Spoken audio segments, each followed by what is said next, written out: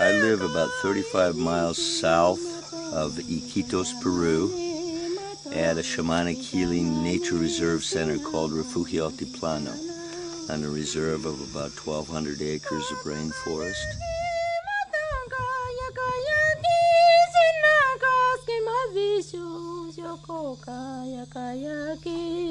What we do here is we have a shamanic healing center, herbal medicine center, where people come to learn about shamanic healing, to learn about shamanic technique, and also to heal themselves with plants from the rainforest and with the counseling and the instruction that we give here. Let's I'm packing the mud on to pull out some of the venom from the mosquitoes. It's already feeling better. So this is the entrance here. That's the boathouse where this boat sleeps, basically.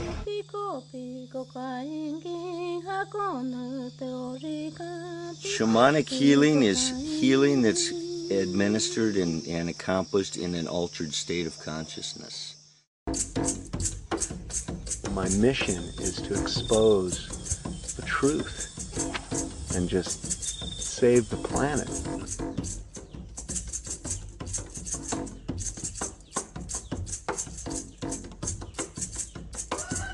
I just decided a few years ago, after doing plant medicines, that it was time I needed to follow my spiritual path and a different calling. Even though I believe I've been on a spiritual path my whole life, and it's through working in international schools around the world. My life was a series of synchronicities and various things that just has kept me on the path, and recently it's become more intense. What brings you out of the city of Lima and into the jungle?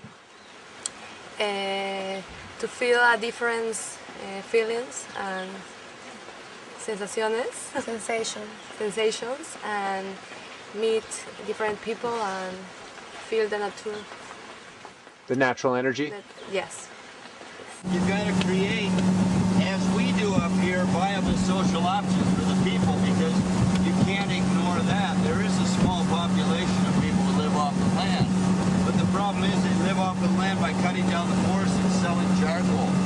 You know, and Right. There's better options. Right. They can fish farm. You know, they can grow vegetables. They can grow fruit. They can grow herbs. They can do any number of things and make the same money, if not more. Right. Very easily, but it's all they need is a little education, a little direction. This leaf here is a chacruna leaf, and this vine here is the ayahuasca vine. And the two of these together are what make the magical brew and the healing medicine that we drink in the ayahuasca ceremonies.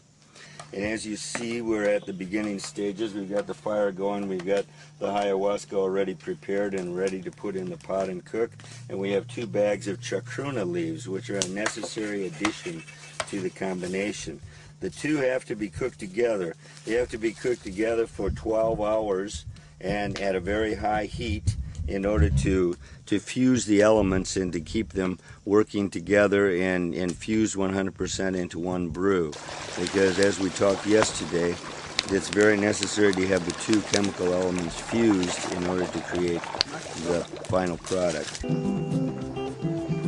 We finished cooking this for 10 hours. What we're going to do is drain the liquid out into a separate pot, then dump the vine and the leaf out and reduce the final product with the liquid only until we get it down exactly to the consistency and potency that we're looking for. Yesterday was my most powerful ceremony ever, and it was so celestial.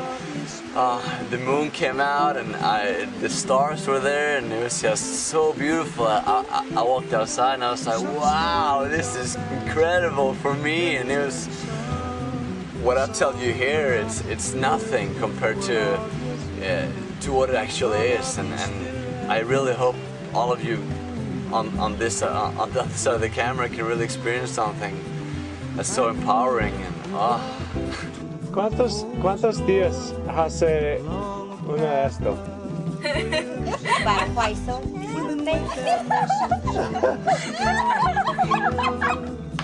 I think that we have to be positive and be strong y transmitir toda la buena energía y la buena vibra que tenemos. Transmit all the good vibes that we have.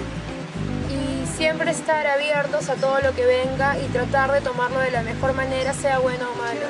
And always be ready for whatever comes, whether it's good or bad.